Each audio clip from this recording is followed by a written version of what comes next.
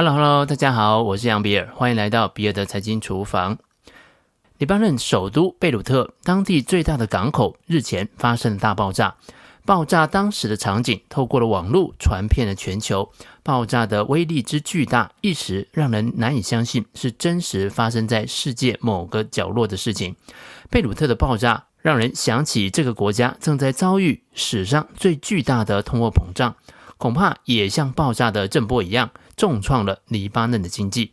6月份黎巴嫩的通货膨胀率高达 89%， 相较于前一个月上升了50个百分点。黎巴嫩镑对美金的黑市的汇率相较于今年年初已经暴跌了 70%。 当然，黎巴嫩现在所遭遇的正是因为财政纪律不佳，国家债台高筑，却滥发钞票所导致的反噬。然而呢，即便是成熟或者是已开发的经济体，同样在面对通膨这头巨兽的时候，仍然得需要非常的谨慎。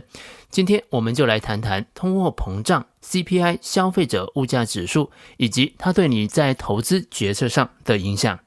首先，通膨大致可以分为3种主要的类型。第一种是需求拉动型，随着经济的繁荣和过多的资金追求相对比较少的商品而产生。第二种则是成本推动型的通货膨胀，主要是因为包含像油价的上涨、粮食短缺导致的食品价格飞涨等供给面的因素所导致。那最后则是工资性的通货膨胀，它是最危险的一种通货膨胀，虽然它来得比较迟缓，但是主要是由需求拉动和成本推动所共同引起的。早期通货膨胀通常是被看作需求拉动的，也就是当经济在欣欣向荣的时候，有太多的货币追求太少的商品。从这个意义上面来说呢，需求拉动型的通货膨胀是前景非常好的一种现象，只需要利用紧缩性的货币政策或者是财政政策，就可以很容易的矫正这种形态的通货膨胀。换句话说根据凯因斯的理论，中央银行只需要提高利率，随着需求压力的减轻，那经济就可以顺利的软着陆。或者呢，行政机构可以削减政府的开支，或者是加重税负，采取紧缩性的财政政策来抑制需求拉动型的通货膨胀。在70年代所发生的石油危机，则是成本推动型的通货膨胀最经典的案例。由于阿拉伯国家实施石油的禁运，导致油价暴涨，同时呢，当时的圣婴现象发生，导致气候异常，使得呢粮食的生产成本也不断在上升，全球的经济因此遭受重创。同时，尼克森总统当时实施弹性的汇率政策，使得美元的汇价出现重挫，那企业的进口成本上升，供给减少，导致商品的价格上升，价格上升又使得需求进一步的萎缩，需求萎缩之后让产出减少，接着就重创了美国的经济。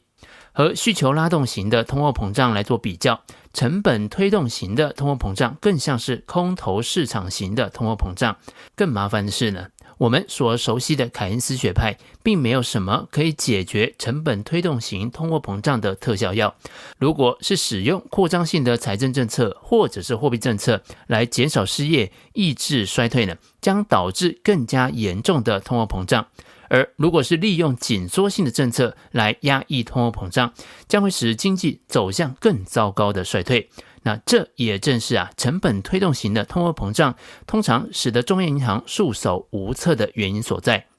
台湾在石油危机期间，主政的蒋经国总统与当时的行政院长孙运璇则采取了两面的手法，一方面设立了平准基金，针对民生物资政府给予价格的补贴，同时呢严格取缔囤积居奇；一方面则是开放原物料进口，等到物价回落之后呢，再推动10大建设来补足内需的缺口，顺利的让台湾度过了石油危机。这套行政措施其实比较像社会主义加上凯因斯的组合拳。第3种类型的工资性通货膨胀，往往是在经济复苏的后期出现，随着劳动力需求的上升，劳资谈判的结果，工资可能大幅度的调高，随后呢，影响波及到其他的行业，企业招募员工的时候，竞价的结果同样会推升工资的水准。然而，工资性通货膨胀也可能是由成本推动所造成的。事实上，在70年代，停滞性通货膨胀极度的猖獗，那通货膨胀率也是高达2位数。许多大的工会在与雇主的谈判过程当中获胜。矛盾的是呢，因为工资的上升，却导致了商品的价格上升，销售量减少，裁员增加，那加剧了这个衰退的发生，进一步导致更高的失业率。因此呢，当通货膨胀开始显露出它的獠牙的时候，就应该立即的考虑采取财政政策和货币政策进行应对。就好像蒋经国后来在回顾石油危机期间物价上涨时所说的，日用品的涨峰，谁也没有想到是由价钱最便宜的卫生纸所引发出来的。消费者物价指数 CPI 是主要的通货膨胀指标当中最受重视和最重要的一个。任何 CPI 预料之外的变化，都会对股票市场和债券市场造成明显的波动。CPI 的数据是由劳工部在每个月的15号到21号之间发布。CPI 所衡量的是零售层次的通货膨胀，它是固定加权的一种指数，反映一段期间之内一篮子的商品与服务的平均价格变化的水准。那其中最大的类别就是房屋的消费，占了整个指数的40个百分点左右。其次依序是交通、食品、娱乐、教育和医疗保健。在分析 CPI 数据的时候，我们更关注剔除食品和能源之后的 CPI 数据，也就是一般所说的核心通货膨胀率，或者是说叫做核心 CPI。需求拉动型的通货膨胀极有可能让联准会提高利率，但是成本推动型的通货膨胀，联准会提高利率的可能性就非常小。也因此呢，如果核心 CPI 上涨，那通常意味着需求拉动型的通货膨胀的压力正在累积，联准会就很有可能会开始收缩资金。最后，我们来谈谈如何利用 CPI 协助你判断景气的位置。首先，剔除食品和能源之后的 CPI 数据，也就是核心通货膨胀率，在每次景气循环的荣景期都会走到相对高的水准。由于核心通膨已经处于相对高的水准，所以在核心通膨来到高点，而原物料特别是能源的价格又出现大幅度的上涨的时候，就有可能会拉动整体通膨数据的走升，形成成本拉动型的通货膨胀，对股市是一大利空。相对的，当景气进入衰退期之后，核心通货膨胀率呢也会逐步的走低，它的相对低点会落在另一轮的景气循环的复苏期和成长期之间。另外，当美元币值极为不稳定的时期， CPI 可能会给出错误的通货膨胀的信号。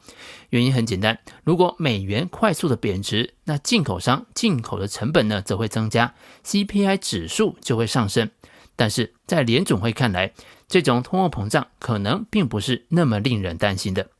回到黎巴嫩的问题上，看来它正在遭遇政府货币的信心危机与债务危机双重打击。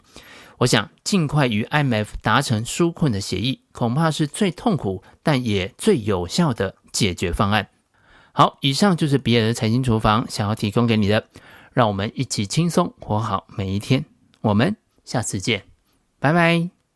对了，拜托大家，我还需要25个 iTunes 上面的评价。如果你听到这一段话的话，麻烦到 iTunes 上面帮我点5星评价，谢谢大家。